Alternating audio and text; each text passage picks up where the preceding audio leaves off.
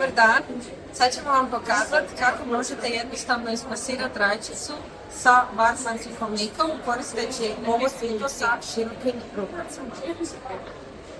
Evo, krećemo ubacivati rajčicu.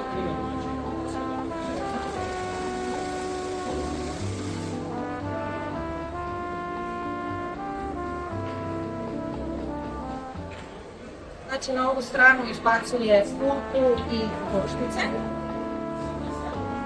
a ovdje imate gustu smjesu pasirane rajčice.